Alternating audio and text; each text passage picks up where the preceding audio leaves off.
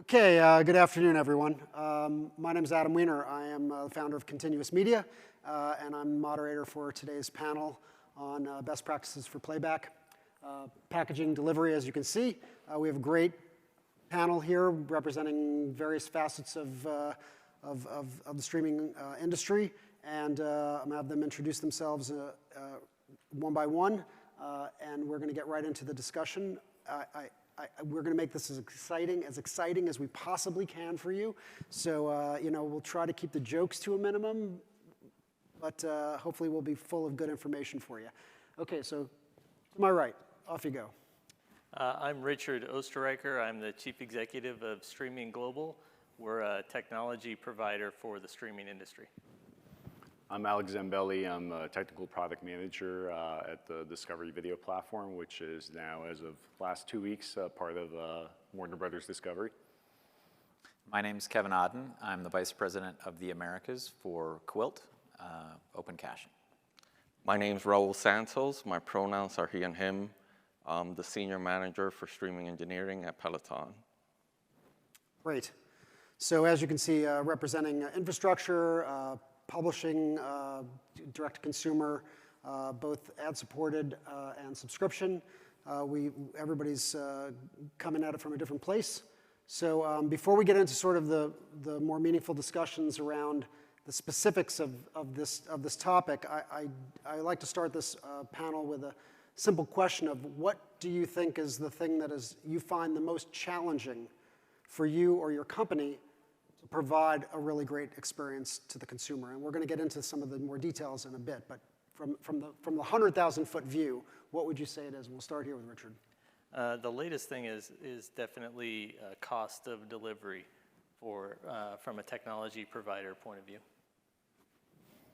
I would say instrumentation and analytics that give us insights into the quality of experience. That's something that's becoming increasingly challenging as the device ecosystem grows.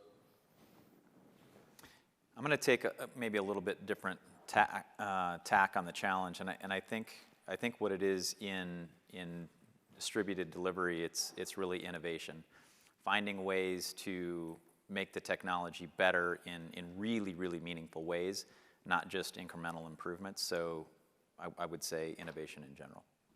I have to agree here with Alex. I think we thrive for perfect and the best member experience as we've expanded to other parts of the globe and to more devices.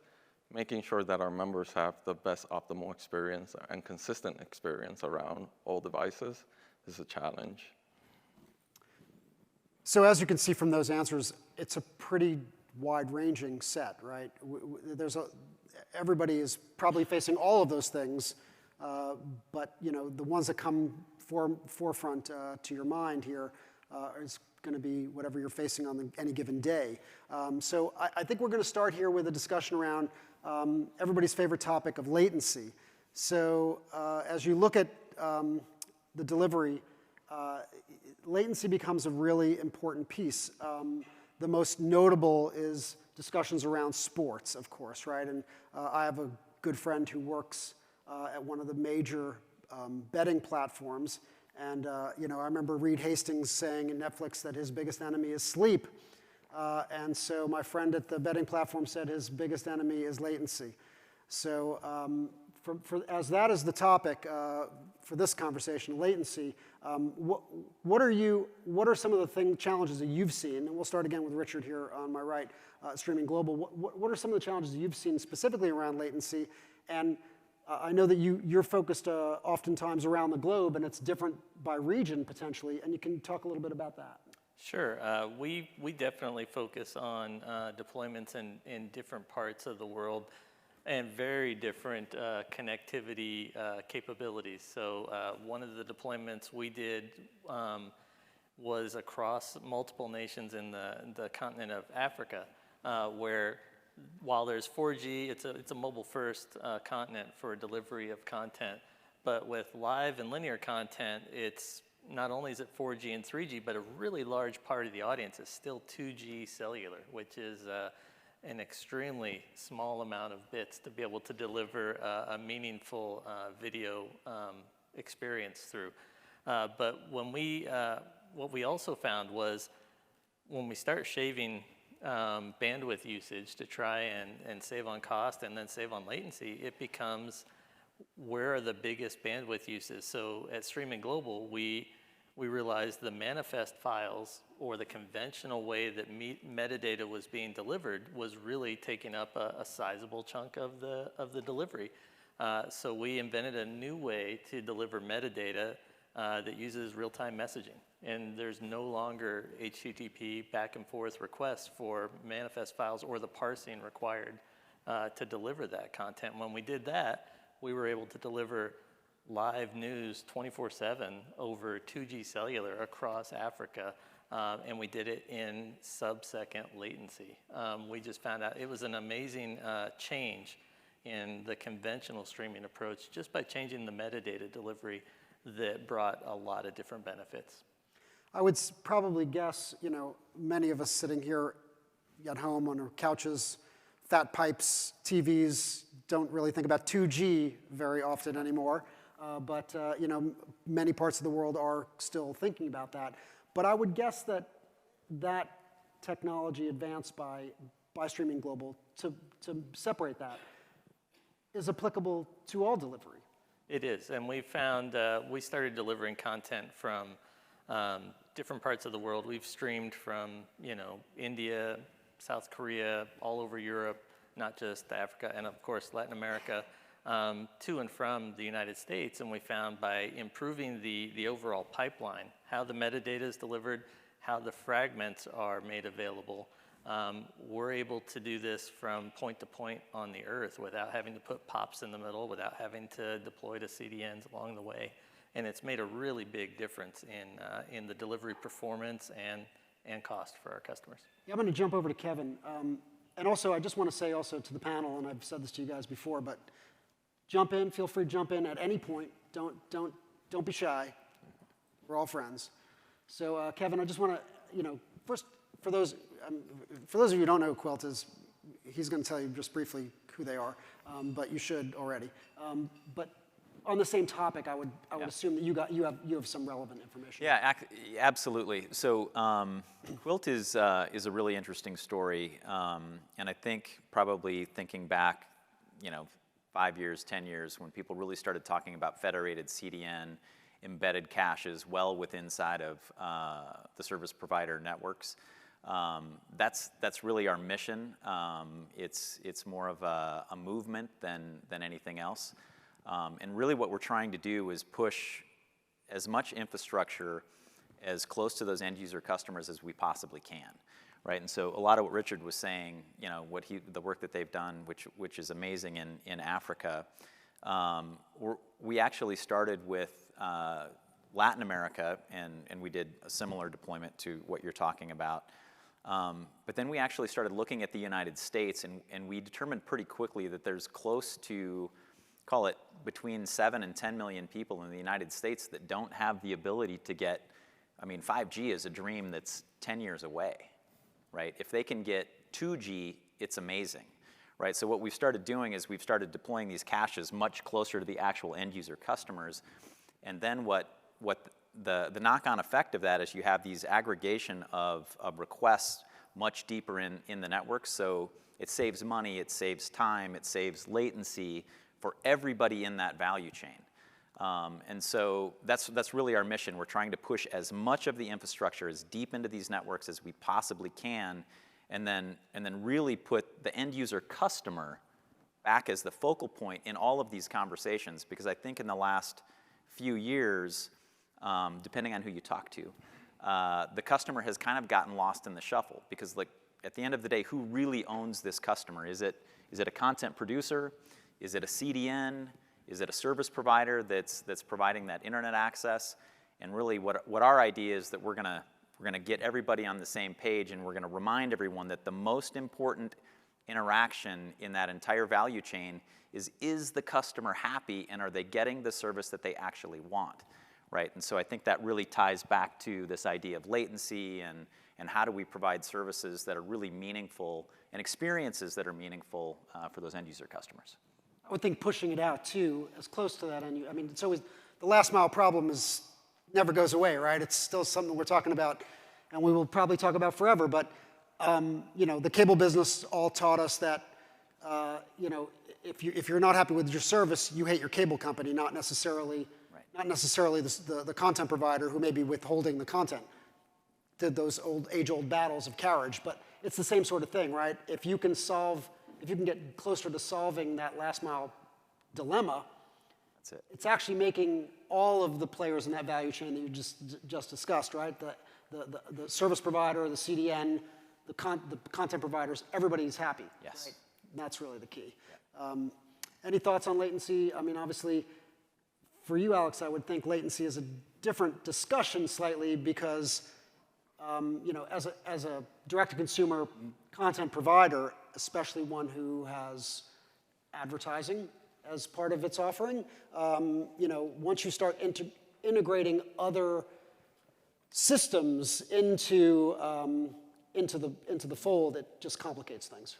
Yeah, and I would say, you know, in the context of direct-to-consumer live delivery, live linear is the one where latency really becomes obvious, right? High latency becomes obvious because with live linear channels, people typically have other frames of reference. So they might have an existing cable subscription or satellite, or their neighbor does, and so they know when they're behind, right? Whereas with live events, I would say it's less noticeable to a degree, especially if they're exclusive to your service, because they can't see them anywhere else, and so they necessarily don't know that they're experiencing high latency. But one thing that I find interesting, you know, especially, you know, as we talk about, you know, CDNs and you know, HTTP-based delivery, you know, before HTTP-based delivery, as you know, adaptive streaming became the dominant form of streaming, which was, you know, late 2000s and early 2010s, right? Before that, we were actually doing live streaming at a fairly low latency, even over the web. But as we moved to HTTP, that's where we actually started optimizing for scale. And so it was because we were optimizing for scale that we sort of ignored latency for a long time. And I think we're reaching that point now where we're saying, okay, I think we figured out how to do live streaming at scale. Now let's actually go back and solve that other problem, which is latency. If you don't mind me jumping on the end of that, I'm going to echo everything you just said, but I'm going to add that you're exactly right. HTTP was really well designed for scale. The internet was really well designed for scale. I mean, it's one of the few technologies we all use where once it was turned on in the early 80s, it hasn't crashed. And that IP protocol is certainly stood the test of time.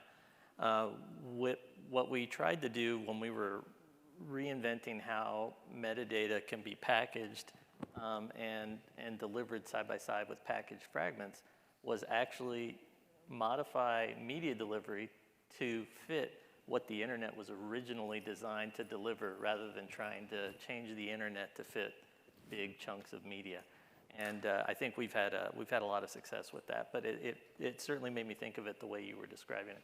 Yeah, and the way you actually phrased that reminded me of, you know, when we were talking about HTTP-based delivery, you know, in the early days of smooth streaming and HLS, we were actually describing it in that way. We were saying we should deliver media the way the internet currently is built for. And at the time, CDNs were the way, you know, data was being delivered. So we said, let's design a streaming protocol that will actually leverage the CDNs and the HTTP capabilities that they built out. Well, let's give a big round of applause to the IP protocol for not breaking down all this here. Let's move over to Raul, because latency is in our pre-panel chat. Just so you guys know, the conversation around latency with regards to Peloton was a much more interesting, on some level, discussion as it relates specifically to the service that Peloton is providing. Right? It's tremendous growth, obviously. For the past few years, pandemic supercharged it. You know, you're having shared experiences with people all day long. So our issue with latency is much different. As we've expanded and kind of taken that approach to going more global, we want consistency. We're not just a consume platform, we're an interactive platform. And we want our members to have that best experience. And following what Kevin said, part of the challenges that I saw is as we expanded to more countries, we've actually added more regional mid-tier caching, make sure that that latency is consistent. And if you're interacting with one of your friends and you're consuming our content and working out with them, you're as close to being at the same time together.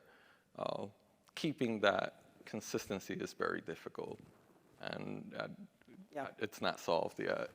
Yeah, I mean, as you said to me at one other point, if two people are in the same class together and one person's 15 seconds behind, they're not in the same class anymore. Well, I think it's latency for live sports or sports wagering is one thing. Time to first frame, if you've got VOD, is the way you measure it that way. But with Raul, it's about interactivity. And so that's a whole different animal where latency is critically important. Because you're pulling in information as well. So this is, again, to go back to what Richard said, we have our own data pipes. We don't depend on HTTP data pipe for some of those interactive content. And that's what has helped us, because since we have our own data pipes with very low latency, we can make sure everybody has that same information. Yeah, and the interesting thing too, when you talk about latency, depending on the application, right? And the most popular application that I guarantee you somebody's going to ask about or we're going to get to is wagering. So we'll leave that off to the side for a second.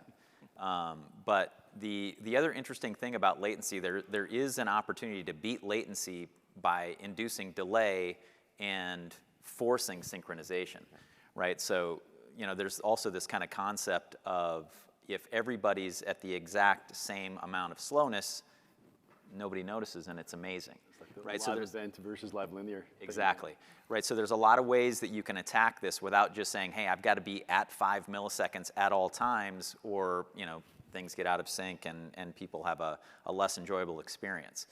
So there are multiple ways that you can kind of attack that problem. I don't know about you, but have you ever tried to sync an audio stream with a video stream from different sources? Impossible, right? If you control it all yourself, then you have a better shot at doing that. You talked about the consistency, and all this speaks to quality of experience for the consumer, right? So the latency is one thing, obviously. The data that you're getting back, but Alex, when we first did our introductions here and we talked about the initial challenges, you talked about the analytics as being a piece that is really important for understanding that quality of experience for people. Everybody hears the churn conversations, et cetera. That's the most obvious thing, but how challenging is that analytics piece? And then what are some of the things that you're doing, Discovery, or Warner Brothers, I should say now, to try to standardize that? And I'm assuming different brands within your world have different things that they care about, right? So and delivering back that information at scale is really difficult, right? Yeah, I think since we were just talking about latency, I'll start with that, because I think instrumentation and analytics in the context of latency is really important, because we often talk about how high is the latency? And the answer is, well, we took out a stopwatch and we measured it and we think it's about 30 seconds, right? And that's not a good way to objectively measure latency. And so it is something that one should think about, since we are here to talk about best practices. It is something that one should think about when they're planning their live workflows. You have to basically inject timestamps as far sort of up your supply chain as possible, so preferably at the very source of the signal, coming out of the truck or whatever, or at the very least at the encoding point, packaging point, right? So that by the time it gets to your player, you can then actually do the calculations and calculate what the latency is. And what you'll find is that the latency tends to be different for different devices as well, because a lot of the latency actually comes from the player itself, because players will try to pre-buffer as much as they can, and if it's a live signal, the only way you can buffer ahead is by delaying the signal, right? And so you'll find that you have 25 seconds of end-to-end latency on one device platform, but have 45 seconds of end-to-end latency on a different device platform. And so it's important to keep that in mind, right? Like, you can't just look at the average or median numbers. You really have to kind of slice it by platform. But look at that more holistically. Analytics. There's definitely some, I would say, standard metrics at this point that we use in the industry. Things like rebuffering ratios or rebuffering frequency, video startup time, video playback failure ratios, video startup failure ratios. I would say there's probably about half a dozen metrics or so that I think at this point are more or less accepted by all video playback data analytics providers as being standard metrics. And so I think we're agreeing on those. What we still lack as an industry, though, is the standardization of the definition of those metrics. How are they actually implemented, right? So one of my favorite examples is video startup time. If somebody tells you that video startup time is 5 seconds, your next question should be, well, when did you start measuring? When did you stop measuring, right? Exactly. Was it when the user hit the play button? Was it when the first request was made to the backend? Was it for the first request for the segment? And so there's so many ways to measure that video startup time that until we actually all have the same definition, even comparing video startup time metrics across services is just kind of pointless. Right.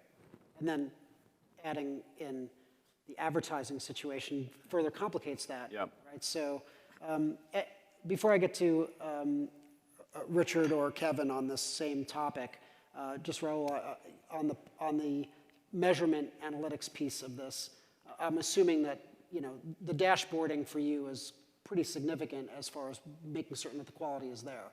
So for us, I call it observability. What's going on not only within delivery, but also applications. And it's important to look at what's going on in your player. What's that buffer ratio?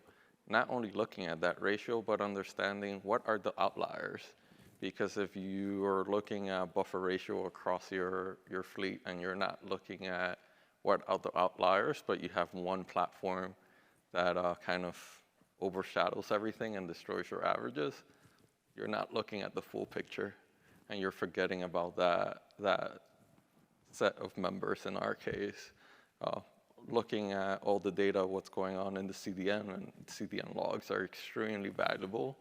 And I think there's a standard coming out for CMCD to bring that player data back into CDN logs. And we need to unify the data from player, CDN, end-to-end to really figure out a full picture of what's going on. Often challenging as well because all those pieces oftentimes are different relationships, different vendors, different, right? So it's cross vendor sort of relationships and getting people to talk to one another to solve issues. If you see a problem, an outlier, as you said, how do you attack that, right? It becomes a challenge. I don't know if anybody wants to jump in on that. I mean, I'll take a swing at it. The one thing that I absolutely advocate for, and I think, Alex, this is a bit of kind of what you're talking about, is standardization across the industry. We all need to be looking at these metrics in the same way so that we're speaking the same language. And one of the things that I run into fairly often when we're talking to customers, and invariably, people will come to us and they say, well, we're having a problem delivering to a certain area. But then there's this long pause where it's like, well, what exactly is the problem that you're experiencing? And is it possible to get better than what you're actually delivering today, right? So you kind of have to define this idea of the possible and determine if there is something existing today that can go help you solve that problem, or do you have to get really creative and literally invent something, right? Because you find yourself in those situations as well. So I think, just kind of in summary, we have to get together as an industry, define these things, not just as delivery companies, but as the content producers and the service providers, because there is a level of collaboration and partnership that can make all of this a lot better, right? But it's going to take all of us as a community to push these initiatives forward. Think we're going to get there? I think that there's no option not to get there. We have to. Totally agree. Kevin and I are both in the Streaming Video Alliance in different groups, but we actually did do a paper in the live working group on just definitions for analytics terms and trying. I mean, I remember Eric Black came to the Sky Tech Center in Portugal and explained these are the things that bother us. And we started that as kind of the beginning of those definitions, not just by term, but by what do they mean and how do we measure them and how, so that we're all starting from the same place. And that work continues. But I think organizations like that are really helpful to bring different groups together to make one unified definition. So he just mentioned a very important name, and so I think maybe we should introduce him. Go ahead. No. The Streaming Video Alliance? No, Eric Black. Oh, sorry, yes. Right, because that brings a huge amount of credibility to this conversation. Agreed. Sure. Eric was in charge of NBC Universal's live sports before he took over Peacock and helped the Sky team architect their delivery of the Peacock service. Yeah, and a voice of reason. Yes, certainly. In the industry for this. And these is topics an absolutely a force for good in Yeah. these types of conversations. Yeah, I think he once said, if everybody's complaining about the same thing, then it's going to get solved, Yep. right? And I think ultimately, the things that we're talking about. I mean, listen, we're talking about best practices of in the industry, right? Well, best practices means solving the problems for everyone, right? And That's right. And that this is a clear case for that. Before you change topics, Yeah, go for it. let me just echo what Alex said about having these, not just a definition that we all use, but being able to embed data into, which is what we're talking about. Packaging is a perfect place when you're getting the content from the encoder is the first time you're getting potentially digital bits, unless you were transcoding. So at that moment where you're going from encoder into packager is really a useful place to embed different kinds of data. Certainly timestamps is one that we use to make sure that we're measuring, in milliseconds the latency, not in how fast can you see me step out of the frame with a stopwatch, which is the way we used to do it a long, long time ago. But in addition to that, being able to have these analytics and have them measured, it reminds me of a conversation I had this morning, which is that it was a discussion of, the old media aggregator being the cable company, bringing broadcasters together to deliver content, but people, they had trouble sometimes getting a hold of people, but when they did, it was usually because they were unhappy with their cable company, even though it wasn't necessarily a cable issue. Yeah. But then trying to get the same level of personal contact from streaming service providers now is a lot harder than it is with a cable company.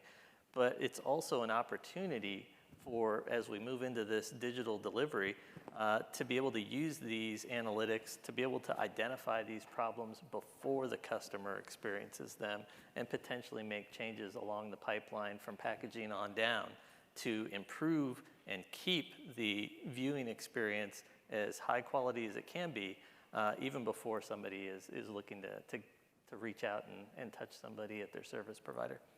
So right before we move, our members are very vocal. My goal is to know there's an issue before they know there's an issue. And to me, it's always when I hear from our members back, either if it's on social or calling our member support, I feel like we failed somewhere. So I really agree with you where the goal should always be that we see an issue before it becomes a widespread problem, and just no one, you don't want that feedback. Direct-to-consumer cuts both ways, right? Yeah. I guess is the question, is what we're saying here. It's in the old days of the cable discussion we were just having about, who you paying, right? That's the question, right? And if you're paying the cable company, you're going to complain to them. But in the direct-to-consumer world, if you're getting charged by somebody, you're complaining to them specifically. Or even if it's an ad-supported model, you still have the ability now through social channels, et cetera, to complain directly, which is also a benefit and a curse. Yeah, I think there's good news in the fact that, OTT, direct consumer apps, right, they are two-way streets. I mean, they are interactive by definition. And so I think that means that we can put the tools into those apps that allows users to report issues so that we can triage them on the back end, figure out basically, are these content issues, are these software issues, what is the course of action we can take. And then in addition to, of course, all the QoE analytics and instrumentation we put into the apps that, is being collected automatically anyway, right? So I think there's opportunities there to improve it. And there's also Twitter. Yeah. Right, so I know I acted recently as a NBC AdOps QA, QC by tweeting at them some displeasure I had with the streaming ad. But anyway, let's move on a little bit here, because I do want to leave a few minutes at the end here to take any questions you guys might have. But let's move on to, and Raul, I want to start with you with this next section to talk about security. Obviously, it's very important it speaks to the consistency and quality situations you were talking about earlier. But there's also, the concerns about, rights and people's ability to access things in the ways in which Peloton wants them to access it. In my personal view, security is really important, but it's broken across the industry. We've check-marked DRM. Realistically, no offense to any DRM provider, there are workarounds for all of them. Realistically, it goes back to observability and analytics. You can identify some of this potential pirated traffic within any network. And we need to come back as an industry and figure out what can we do. Even in our case, our intellectual property is the content we produce, and we want to make sure we protect it. Any thoughts on your efforts there? It's like whack-a-mole in a way, right? I mean, that's the issue. The issue, it's still whack-a-mole because there is no solution. I've spent some time and work streams within my team to figure out less baseline what's actually going on. And there are tooling to kind of play the whack-a-mole game, but there is no tool or standard to stop it. It's just how can we make it more difficult? Yeah, and I think for a lot of cases, especially when it comes to piracy, right? Like I think the goal really is just to make it difficult enough where it's not convenient, right? Because you're right. There's always going to be a way to work around even things like DRM. There's always the analog loophole, right? Somebody can always point their phone at a TV screen and get around any kind of DRM that way. So I think the goal should be really that if we can make it not super convenient, then I think we have achieved our goals. Yeah, Sorry, the piracy. If we can make piracy not super convenient. This is a bit of a continuation of a conversation that we started last week. But really, I think to make real progress within security, we have to make this a boardroom problem.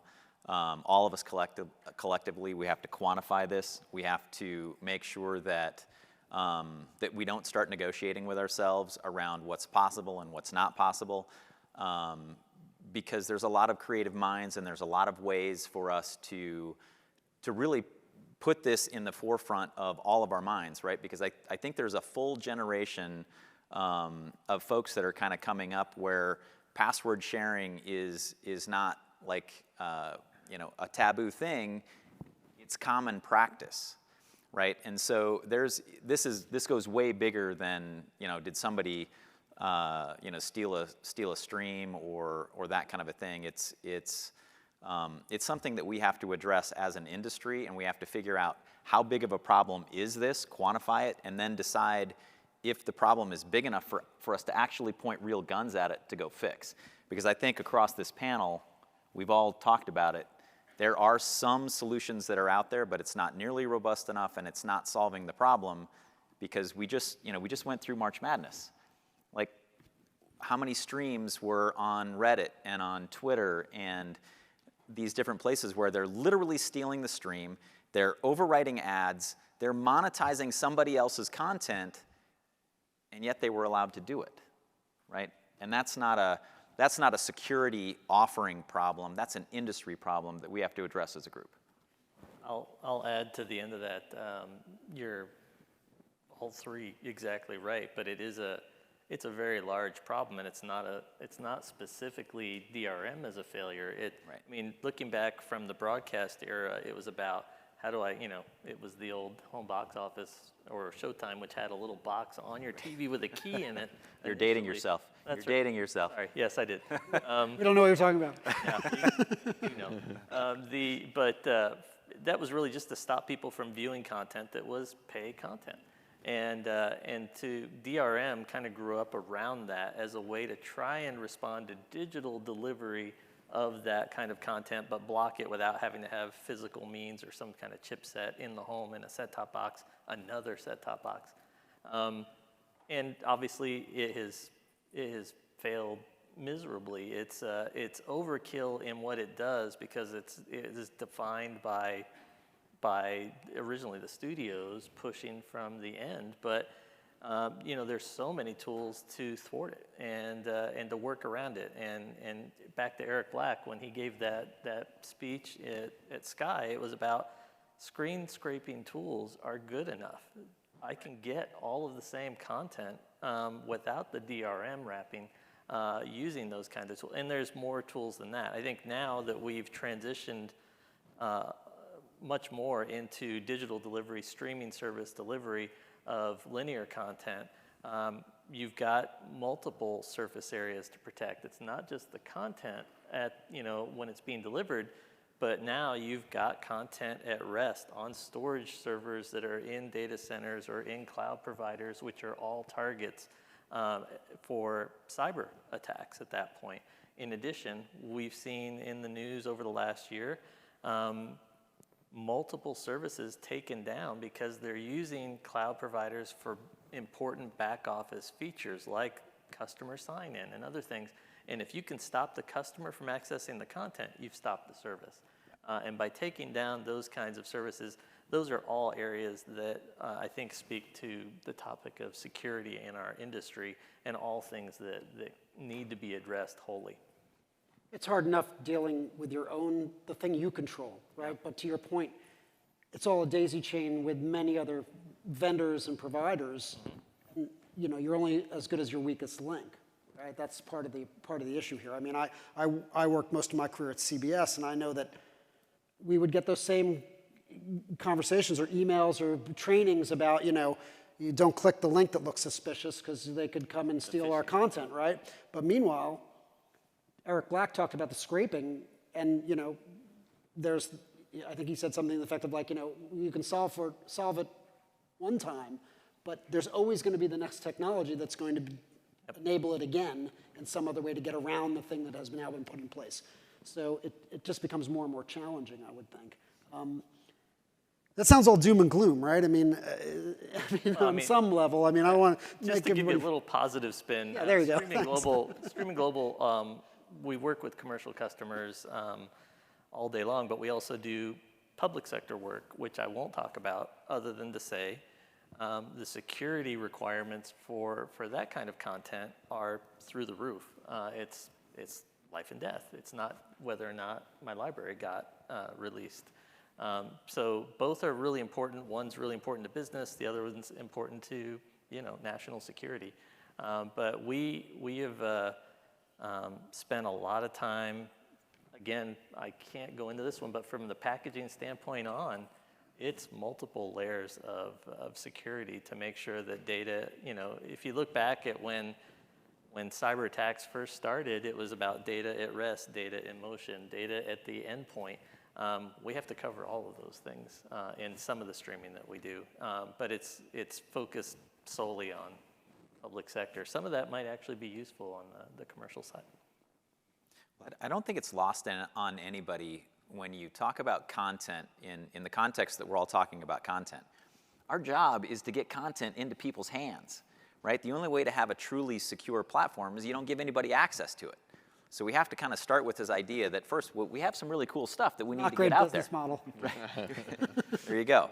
But here's the interesting thing. If you think about all the people that are out there sharing passwords, are they doing it because inherently they're criminals? Are they doing it because they can't afford the $10? Are they doing it like what is the reasoning behind it? And if that's 10% of your viewership or 20% of your viewership, is it just easier to create a new tier of service and create a level of non-temptation within that user group to fix the problem? I'll jump in with a personal anecdote, which is I've got 2 college-aged girls, and when they spend summers and holidays at home, they spend the rest of the time on campus. And when they take their devices, which were purchased at their home and used at their home on campus, they've still got their accounts there. And we've got separate profiles for each of them. So I'm a big fan of the idea of let's add a tier here for purposeful sharing in places where it makes sense, in family environments and beyond, rather than just trying to leave it unanswered. Interesting. I'm going to throw a little curveball here that we didn't discuss. I hope you guys don't mind. Before we open it up to a couple questions, and I hope people have a question or two. NAB, we're back. NAB show now, 3 years later. Finally, it looks like New York is also going to happen later this year, potentially. So excited to finally see people in person, et cetera.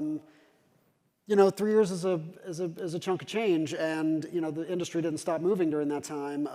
Are you seeing things now at the show, or are you talking to people about some of the developments that are happening here, learning about things that are getting you excited about some of the advancements that you might want to think about? Not to give any props specifically to any specific vendors or whatever, but is there any overarching topic even that you think is going to help drive this industry forward that you're seeing now suddenly at the fore?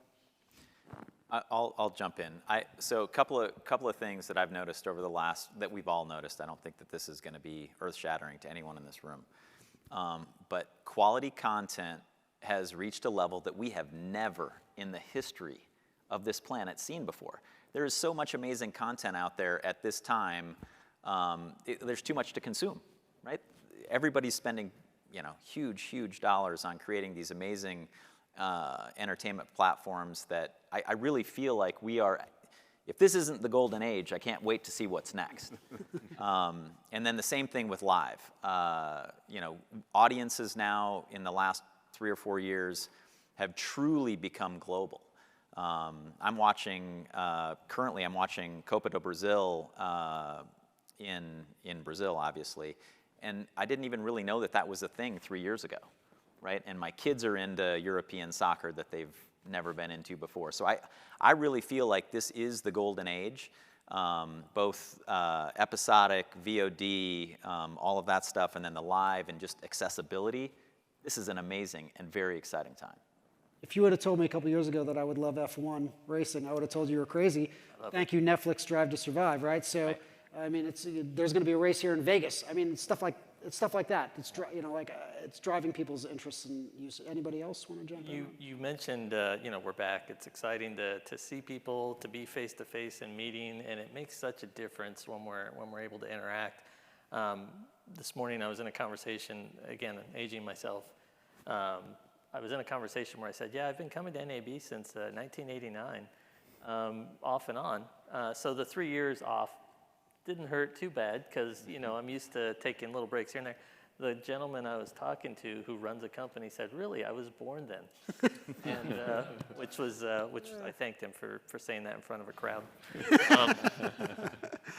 But you're exactly right on the golden age, and the content is just it's spectacular. I'm probably the only one in the room who hasn't caught up yet on Yellowstone, but by the time I get back, spoiler alert.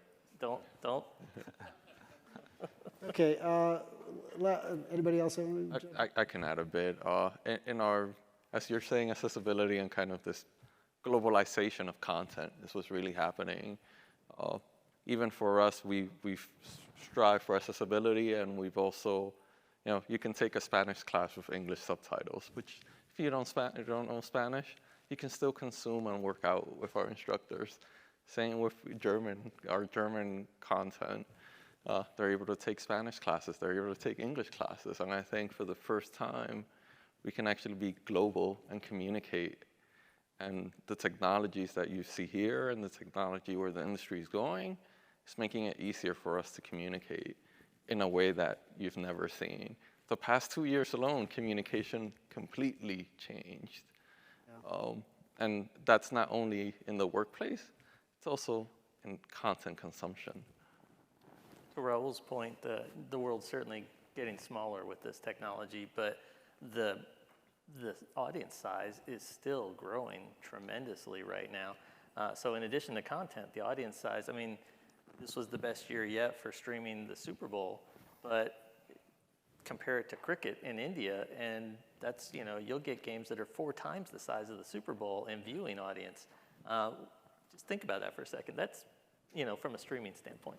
Yeah. It's enormous, and so we've still got an absolute tsunami of viewers that are going to continue to become viewers of all of this content as we reach out globally. I will make one observation about NAB show itself. This year in particular, it feels like West Hall is just streaming hall, right? It feels like all the companies in there are really selling streaming products, streaming solutions. And so, especially for those of us who have been coming to NAB show for, over a decade, like it's really interesting to see that shift just finally happen, right? Because for a long time, it was really a broadcaster show, and there was like a little isolated island of streaming stuff happening. But yeah, it feels like West Hall is just streaming. Even NAB got better. Now it's a 45-second Tesla ride where it used to be a 20-minute walk from North to West Hall, right? So it's thank God for that as well. I'm going to throw it out to the crowd a little bit. If please raise your hand if you have a question. But just to all those points you guys mentioned here about NAB show and the advancement of streaming, et cetera, and the growing pie, and it's going to continue to get bigger. I asked that question in a way to basically underscore it still comes down to these best practices of packaging, playback, and delivery. To deliver all of that, it's so important. So anybody have a question that they would like to ask? Just raise your hand to any of the folks here. Adam? Oh, right here. I'll repeat your question when you say it.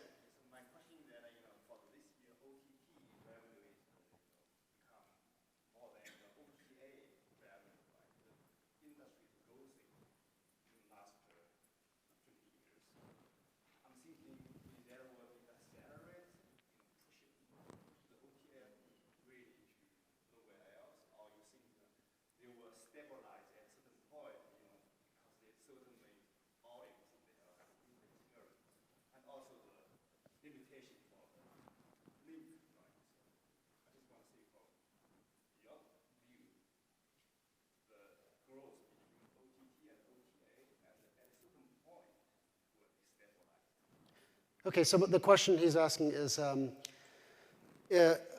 we're seeing OTT revenues exceed OTA, traditional linear. At some point, is that going to stabilize? And what are our thoughts on that? So I don't know if anybody wants to jump in on that. I can take it.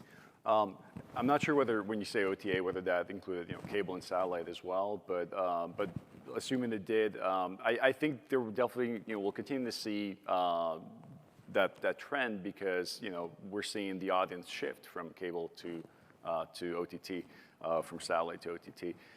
I think over the air specifically, right, broadcast, that's an interesting one. Like I think, I am a little bit concerned about the future of things like ATSC 3.0 because are we going to see it actually be deployed? Because will the incentive for that type of delivery of content just kind of evaporate by the time everyone's ready for it?